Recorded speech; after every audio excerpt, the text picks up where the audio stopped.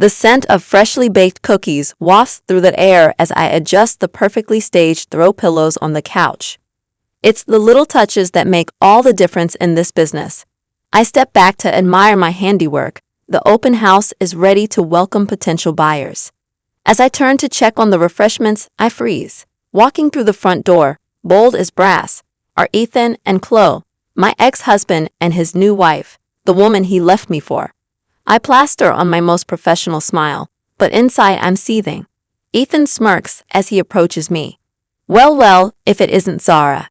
Still trying to sell houses, I see, he sneers.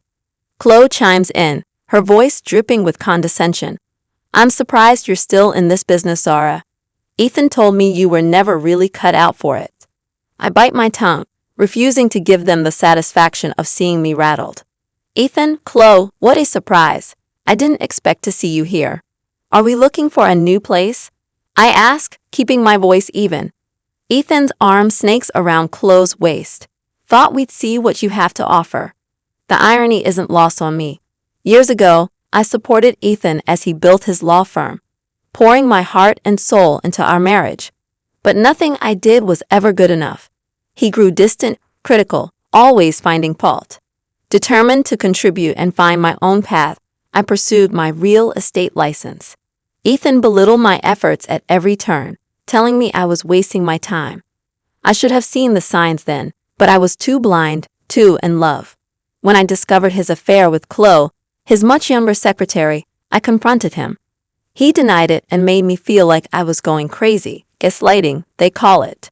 I didn't want to believe it, but the truth was staring me in the face. The divorce blindsided me. Ethan filed, citing irreconcilable differences. What a joke. He moved in with Chloe before the ink was dry on the papers. I fought tooth and nail for a fair settlement, but he did everything in his power to leave me with nothing. I hit rock bottom, but I refused to stay there. I poured myself into my work, determined to succeed on my own terms, and I did. I became a top-selling agent, started my own agency, and made it my mission to help women like me, those going through tough times, find their dream homes and rebuild their lives. And now, here I am, face to face with my past. Ethan and Chloe, looking to downsize. I can't help but feel a twinge of satisfaction at the thought of their financial troubles. I put on my most professional face and guide them through the house, highlighting its features. Ethan makes snide comments under his breath, but I ignore him. Chloe seems distracted, her eyes darting nervously between us. As we wrap up the tour, I can't resist a little dig. I'm sure I can find you something that fits your budget. My business has been thriving, and I have a lot of high-profile clients. I'm sure I can help you out. Ethan's face reddens, and he lashes out. You got lucky, Zara. You're just riding on my coattails. I smile sweetly. Luck has nothing to do with it, Ethan. I worked hard for what I have, and I did it all without you. Chloe shifts uncomfortably, and I can see the cracks in their perfect facade. This is just the beginning. They have no idea what's in store. The memories flood back as I drive home from the open house. Ethan's smug face, Chloe's cutting remarks. They're like a knife twisting in my gut, reminding me of everything I've tried to put behind me. I think back to our marriage, how I supported Ethan through law school, how I believed in him when no one else did. I was there for him every step of the way as he built his firm from the ground up. But the more successful he became, the more distant he grew. Nothing I did was ever good enough. He'd come home late, reeking of alcohol and perfume, and I'd pretend not to notice. I'd make his favorite meals, try to engage him in conversation, but he'd just grunt and retreat to his study. I remember the day I decided to get my real estate license. I was tired of feeling like a burden, of relying on Ethan for everything. I wanted to contribute, to have something of my own. When I told Ethan my plans, he laughed in my face. You, a real estate agent? Don't be ridiculous, Zara. You don't have what it takes. His words stung, but I refused to let them deter me. I studied hard, passed my exams, and threw myself into my new career, but Ethan never supported me. He belittled my efforts, telling me I was wasting my time. Then came the day I found out about Chloe. I stumbled upon a text message on Ethan's phone, a flirty exchange between him and his secretary. My heart shattered into a million pieces. I confronted him that night, my voice shaking with anger and betrayal. "How could you do this to me, Ethan? To us?" I demanded. He looked me straight in the eye and lied. "I don't know what you're talking about, Zara. You're being paranoid. There's nothing going on between me and Chloe." I wanted to believe him, desperately wanted it to be true. But deep down, I knew. The late nights at the office, the secret phone calls, the way he looked at her when he thought I wasn't watching. I hired a private investigator, and the truth came out. Photos of Ethan and Chloe caught in the act. I confronted him again, this time with proof. But he just shrugged and said, "I guess you weren't enough for me, Zara. I need someone who understands me, who supports my dreams." The divorce was a nightmare. Ethan fought me every step of the way, trying to leave me with nothing. He even had the audacity to claim that I was the one who had been unfaithful. In the end, I walked away with a fair settlement, but I was broken.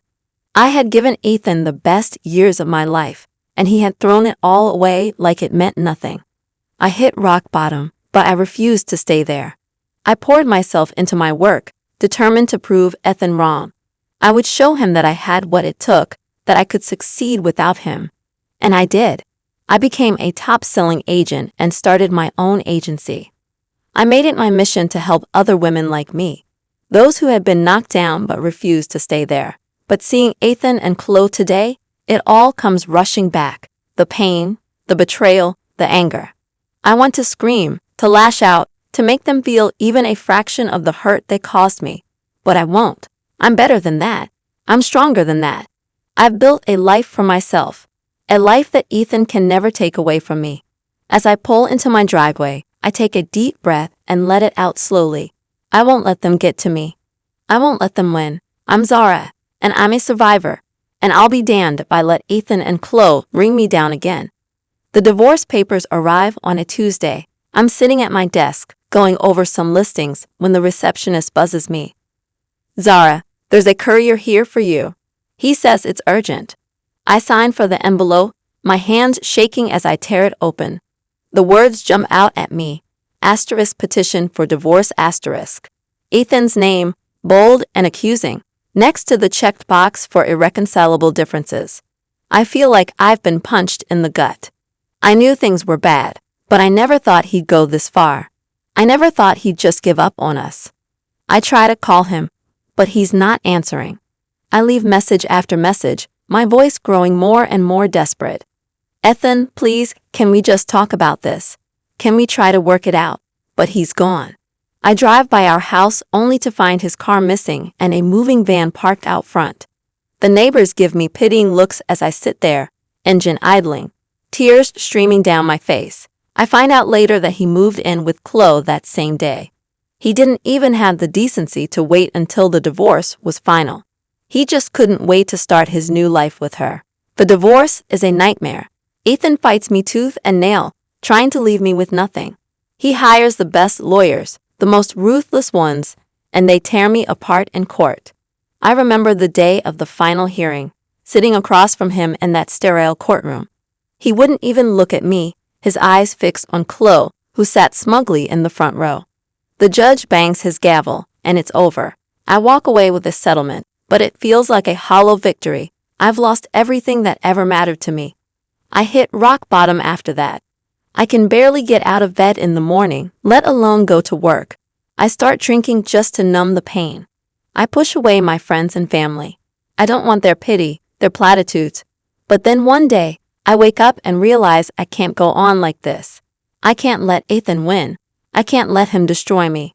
I pour myself into my work, determined to succeed. I take on every listing, every client. I work harder than I ever have before, fueled by a fire in my belly that won't be quenched. Slowly, painfully, I start to rebuild my life. I find a new apartment, a cozy little place that's all mine. I make new friends, people who don't know my past, who don't look at me with sympathy in their eyes. I focus on my clients, on helping them find their dream homes. I specialize in working with women going through divorces, women who are starting over just like me. I become their champion, their rock. As the months turn into years, I start to heal. The pain never goes away, not completely, but it becomes bearable. I learn to live with it, to use it as fuel for my ambition.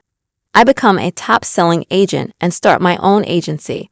I surround myself with people who lift me up, who believe in me. I find a new sense of purpose, a new reason to wake up in the morning. But I never forget what Ethan did to me. I never forget the way he tossed me aside like I was nothing. And I vow that one day, I'll make him pay. One day, I'll show him exactly what he lost when he chose Chloe over me. One day, I'll have my revenge. For now, I focus on my work, on my clients, on building the life I deserve. I am Zara, and I will not be broken. Years pass, and I throw myself into my work with a vengeance. I take on every listing, every challenge. I work longer hours than anyone else, determined to prove myself, and it pays off. My sales numbers skyrocket, and I become the top-selling agent in my office. My clients rave about me, recommending me to their friends and family. I specialize in working with women going through tough times, women who are starting over. I become their confidant, their guide. I help them find not just houses but homes, places where they can heal and rebuild. One of my clients, a single mother named Sarah, hunts me tightly at her closing. "I couldn't have done this without you, Zora," she says, tears in her eyes. "You gave me the strength to start over, to believe in myself again." Her words stay with me, fueling my determination. I know what it's like to feel lost, to feel like you've hit rock bottom.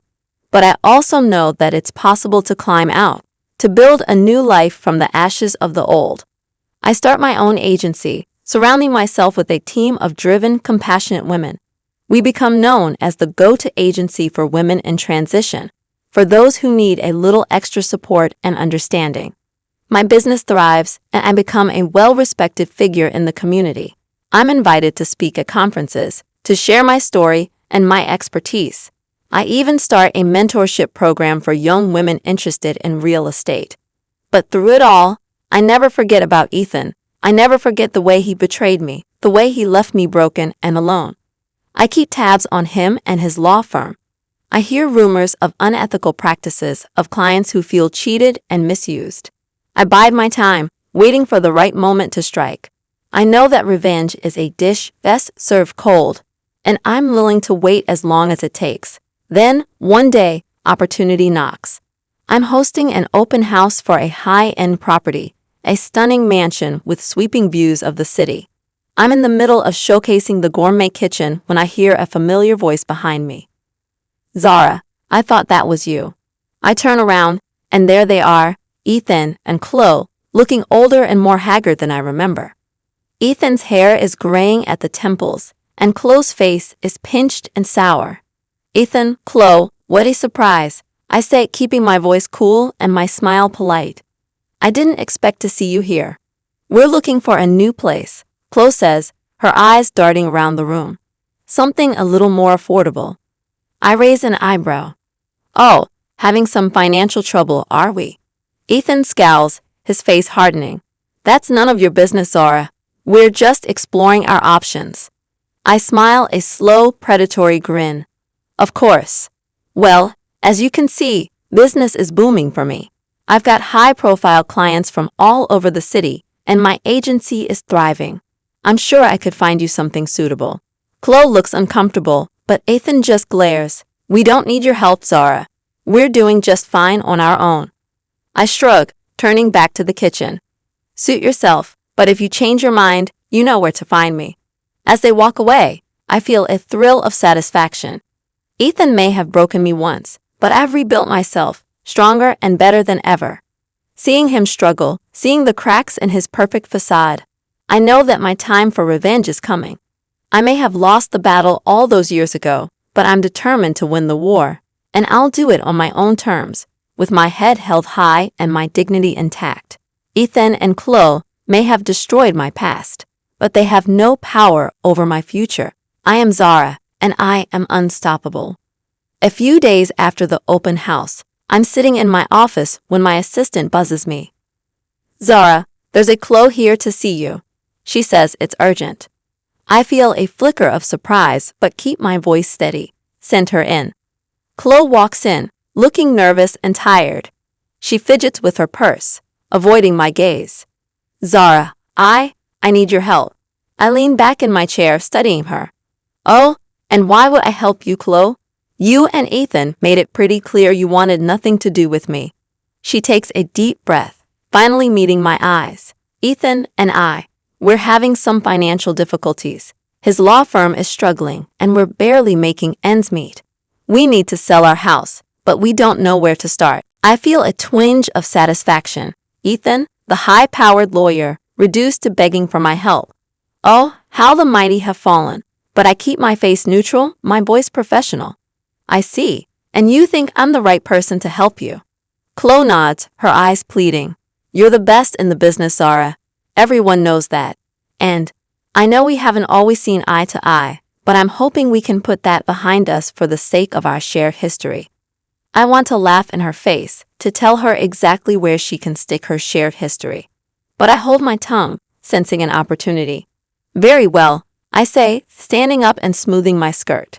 I'll take a look at your property and see what I can do. But I make no promises. Chloe nods eagerly, relief flooding her face. Thank you, Zara. You have no idea how much this means to us. Oh, but I think I do, Chloe. I think I know exactly how much it means to you, and I plan to use that to my full advantage. Over the next few weeks, I work with Ethan and Chloe to get their house ready for sale. I bring in my team of stagers and photographers, transforming the outdated property into a sleek, modern showpiece. But even as I work, I can't help but notice the tension between them. Ethan is short-tempered and irritable, snapping at Chloe over the smallest things. Chloe seems withdrawn and unhappy, her eyes dull and lifeless. One day, as we're going over some paperwork, Chloe pulls me aside. Zara, can I talk to you for a minute? In private. I nod, leading her into a quiet room. She takes a deep breath, her hands shaking. I don't know how much more of this I can take. Ethan. He's not the man I thought he was. I raise an eyebrow, feigning surprise. Oh, what do you mean? Chloe's eyes fill with tears. He's controlling, manipulative. He's been emotionally abusive for years, but I never wanted to admit it. I thought I could change him, but I was wrong. I feel a flicker of sympathy for her, but I push it down. This is the woman who stole my husband, who ruined my life. I can't afford to feel sorry for her. I'm sorry to hear that, Chloe, I say, my voice cool and detached. But what do you expect me to do about it? She looks at me, her eyes pleading. I don't know. I just needed to tell someone. I feel so trapped, so alone. I nod, my mind racing. This is it. This is the opportunity I've been waiting for, the chance to take Ethan down once and for all. I understand, I say, placing a hand on her shoulder. And I want to help you, Chloe, but you have to be willing to help yourself first. You have to be ready to leave him, to start over. She nods, her face crumpling. I know I do. But I'm scared, Zara. I'm so scared. I squeeze her shoulder, my voice firm and reassuring. I know you are, but you're not alone, Chloe. I'm here for you. And together, we'll make sure Ethan gets exactly what he deserves. Over the next few days, I work closely with Ethan and Chloe, showing them potential properties that fit their budget. I'm professional and courteous, but I can't help but notice the growing tension between them. Ethan is short-tempered and impatient, dismissing every house I show them with a sneer. Is this the best you can do, Zara? I thought you were supposed to be the top agent in town. I bite back a retort, keeping my smile firmly in place. I assure you, Ethan, I'm showing you the best properties available in your price range. But if you have something specific in mind, I'm happy to keep looking. Chloe, on the other hand, seems withdrawn and distracted. She barely speaks during our showings, her eyes fixed on the ground. I catch her looking at Ethan with a mixture of fear and resentment, and I know that our conversation from the other day is still weighing heavily on her mind. As we're driving back from yet another unsuccessful showing, Chloe suddenly speaks up from the back seat. Zara, can we talk privately? I glance at Ethan, who's scowling out the window, of course. Chloe, why don't we grab a coffee? I drop Ethan off at their hotel, promising to meet him later to go over some paperwork. Then I drive Chloe to a quiet cafe, ordering us both a latte. She takes a deep breath, her hands wrapped tightly around her mug. I've been thinking a lot about what you said the other day, about leaving Ethan, starting over. I nod, keeping my face neutral. And what have you decided? Chloe's eyes fill with tears. I don't know if I can do it. He's all I've known for so long, and I'm scared of what he might do if I try to leave. I reach across the table, taking her hand in mine. Chloe, I know it's scary, but you deserve so much better than this. You deserve to be with someone who treats you with love and respect, not someone who tears you down and controls you. She nods, wiping her eyes with a napkin. I know you're right, but I don't even know where to start. I squeeze her hand, my voice firm and reassuring. Start by talking to a lawyer. Find out what your options are, and in the meantime, document everything. Keep a record of every time Ethan is abusive or controlling. It will help you build a case if you decide to leave. Chloe takes a shaky breath, nodding. Okay, I can do that. I smile at her, feeling a flicker of something that might be hope. And Chloe, remember, you're not alone. I'm here for you every step of the way. We finish our coffee and head back to the hotel, where Ethan is waiting impatiently in the lobby. Where have you been? He snaps, glaring at Chloe. I've been waiting for over an hour. I step forward, my voice calm and professional. I apologize, Ethan. Chloe and I had some business to discuss, but I assure you everything is under control.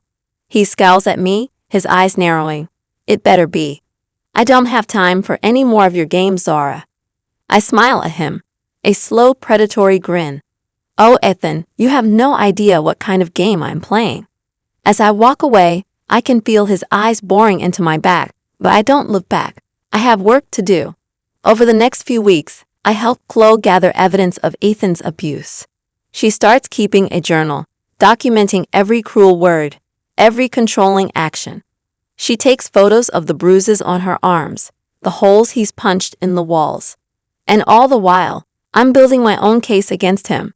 I reach out to some of his former clients, the ones who felt cheated and misused. I gather evidence of his unethical practices, his shady dealings. I know that the time is coming, the time to take Ethan down once and for all. And when that day comes, I'll be ready to watch him fall. Ready to see the look on his face when he realizes that he's finally met his match in Zara, the woman he once destroyed. The woman who rose from the ashes, stronger and more powerful than ever before. The woman who will be his ultimate downfall. The day of reckoning arrives sooner than I expected. I'm in my office, going over some paperwork when my phone rings. It's Chloe, and she's hysterical. Zara, please, you have to help me. Ethan. He found out about the lawyer. He's furious. He's threatening to hurt me, to ruin me. I'm on my feet in an instant, grabbing my keys and my bag. Chloe, listen to me. Get out of there now. Go somewhere safe. I'll take care of Ethan. I can hear her sobbing on the other end of the line. Okay, I'll go to my sister's place. But Zara, please be careful. He's not in his right mind. I hang up the phone, my heart racing. I know what I have to do. I drive to Ethan's office, my mind churning with possibilities. I know I have to be smart about this, had to play my cards just right. I walk into his office without knocking, my head held high. He looks up from his desk, his face twisting with rage. What the hell are you doing here, Zara? I smile at him. A cold, calculating smile. I think you know exactly why I'm here, Ethan. I know what you've been doing to Chloe. I know about the abuse, the manipulation. He stands up, his fists clenched at his sides. You don't know anything, Zara. You're just a bitter, jealous woman who can't let go of the past. I laugh, a harsh, brittle sound. Oh, Ethan, you have no idea what I'm capable of. I've been watching you, gathering evidence. I know about your unethical practices, your shady dealings. I have enough to ruin you, to destroy everything you've ever worked for. His face pales, and I can see the fear in his eyes. You're bluffing. You don't have anything on me. I reach into my bag, pulling out a thick folder. All that I do, Ethan. I have testimonies from your former clients, the ones you cheated and lied to.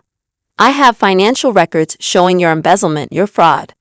I have photos of Chloe's bruises, the ones you gave her when you lost your temper. I toss the folder onto his desk, watching as he scrambles to pick it up. It's over, Ethan. You're finished. And if you ever come near Chloe again, if you ever lay a hand on her, I'll make sure you spend the rest of your life behind bars. He looks up at me, his face contorted with rage and fear. You can't do this, Zara. You can't destroy me. I lean in close, my voice a low, menacing whisper. Watch me. I turn to walk away, but he grabs my arm, his fingers digging into my skin. You'll pay for this, Zara. I'll make sure of it. I wrench my arm away, my eyes blazing with fury. No, Ethan. You're the one who's going to pay for everything you've done. To me, to Chloe, to all the people you've hurt along the way. You're going to pay, and I'm going to be the one to make sure of it. I walk out of his office, my heart pounding in my chest. I know that this is just the beginning, that there will be a long, difficult road ahead, but I also know that I'm ready for it, ready to fight for what's right, ready to take back the power that Ethan stole from me all those years ago. I get in my car and drive to Chloe's sister's place, my mind racing with possibilities. I know I have to be there for her, to help her through this difficult time, but I also know that I have to be strong. I have to be the one to lead the charge because this is my fight too. This is my chance to make things right, to get the revenge I've been dreaming of for so long. And I won't rest until Ethan is brought to justice, until he's made to pay for all the pain and suffering he's caused. I am Zara, and I am a force to be reckoned with. Heaven help anyone who tries to stand in my way. The follow-up from my confrontation with Ethan is swift and brutal. Within days, the news of his unethical practices and abusive behavior is splashed across every newspaper and news site in the city. His law firm crumbles, clients fleeing in droves, and his partners distance themselves, desperate to save their own reputations. Ethan himself is disgraced, his name becoming synonymous with corruption and deceit. I watch it all unfold with a grim sense of satisfaction, knowing that I played a part in his downfall. But I also know that my work is far from over. Chloe files for divorce, and I help her find a new place to live, a small but cozy apartment in a quiet neighborhood. She's scared and overwhelmed, but I remind her that she's not alone, that she has people who care about her and want to help. We spend long hours talking, sharing our stories and our pain. I tell her about my own divorce, about how Ethan nearly destroyed me, but how I found the strength to rebuild my life. She tells me about the years of abuse and manipulation, the constant fear and self-doubt. Together, we start to heal, to find a new sense of purpose and hope. Chloe enrolls in therapy and starts taking classes to finish her degree, while I throw myself into my work, determined to make a difference in the lives of other women who have been through similar struggles. Months pass and life starts to settle into a new normal. Ethan becomes a distant memory, a cautionary tale of what happens when power and ego go unchecked. Then, one day, I receive a phone call that changes everything. It's Ethan, and he's begging for my help. Zara, please, he says, his voice desperate and broken. I know I have no right to ask, but I don't know where else to turn. I'm losing everything, my career, my reputation, my freedom. I need your help. For a moment, I'm tempted to hang up, to leave him to suffer the consequences of his actions. But then I remember something my therapist once told me about the power of forgiveness, about how holding on to anger and resentment only hurts ourselves in the end. So I take a deep breath and make a decision that surprises even me. Okay, Ethan, I'll help you, but not for you, for me, because I need to let go of the past to move on with my life. We meet at a coffee shop, and I listen as he pours out his heart, telling me about his regrets, his fears, his desperate desire to make things right. As I listen, I feel something shift inside me, a sense of closure and release. I offer him some advice, some resources for getting help and making amends, and then I stand up to leave, feeling lighter than I have in years. Thank you, Zara, he says, his eyes filled with tears. I know I don't deserve your kindness, but I'm grateful for it nonetheless. I nod, a small smile playing at the corners of my mouth. Take care of yourself, Ethan, and remember, it's never too late to start over. As I walk out of the coffee shop, I feel a sense of peace wash over me. I know that I'll never forget the pain and trauma of my past, but I also know that I've found a way to move forward, to build a new life based on strength, resilience, and hope. I think back to the woman I was all those years ago, the one who was broken and lost, who thought she'd never find her way out of the darkness, and I feel a surge of pride and gratitude for how far I've come, for the person I've become. I am Zara, a survivor, a fighter, a woman who has been through hell and back and come out stronger on the other side. And I know that no matter what challenges life throws my way, I have the courage and the determination to face them head on, to keep moving forward, one step at a time.